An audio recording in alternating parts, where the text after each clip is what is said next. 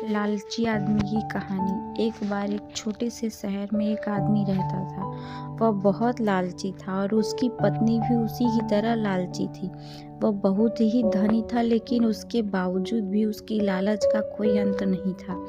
उसे सोना और कीमती वस्तुएं काफ़ी प्रिय थी, लेकिन एक बात ज़रूर थी कि वह अपनी बेटी को किसी भी चीज़ से ज़्यादा प्यार करता था।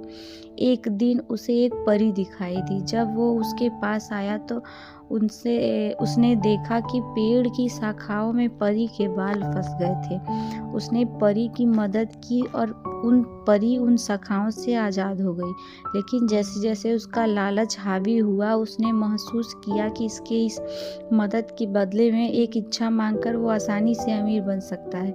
यह सुनकर परी ने उसकी एक इच्छा को पूर्ति करने का मौका भी दिया।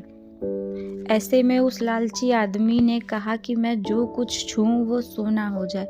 ये सुनकर परी ने उसकी इच्छा को पूरा करने का वादा भी किया। ऐसे में उस लालची आदमी ने कहा कि मैं जो कुछ छूऊं पूरा हो जाए, मेरी यही इच्छा है। बदले में ये इच्छा को भी उस परी ने पूरा किया।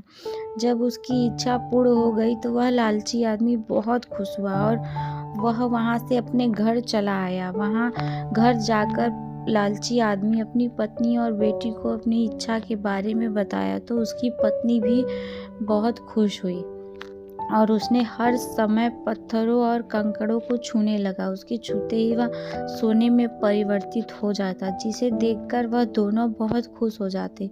ऐसे ही दिन बीतते गए और वह बहुत ज़्यादा अमीर होता गया। एक दिन उसकी बेटी स्कूल जा रही थी। वह पिता का पैर छूने जा ही रही थी। जैसे ही वह पैर छुई, वह उसने अपने बाहों में लेने के लिए नीचे झुका और वह एक सोने की मूर्ति में बदल गई। ये पूरी घटना अपने सामने देखते ही उसे अपनी गलती का एहसास हुआ। वो काफ़ी ज़ोर से रोने लगा और अपनी बेटी को वापस लाने की कोशिश करने लगा। उसने परी को खोजने की काफ़ी कोशिश करने लगा, उसे कहीं नहीं मिली। एक दिन जंगल में बैठकर वह रो रहा था। तभी उसने परी को देखा और उसने अपने वरदान को वापस लेने को कहा और परी ने अपने वरदान वापस ले लिए। वह बहुत खुश हुआ, उसे अपनी गलती का एहसास हुआ और वह घर गया। उसकी बेटी भी ठीक हो गई। फिर से वो दोनों खुशी से रहने लगे। इस कहानी से हमें यही सीख मिलती है कि अधिक से ज़्यादा लालच करना बुरी बला है। अगर आपको ये कहानी अच्छी लगी तो प्लीज़ कमेंट करके ज़रूर बताइएगा और चैनल को सब्सक्राइब करिएगा। Thanks for watching.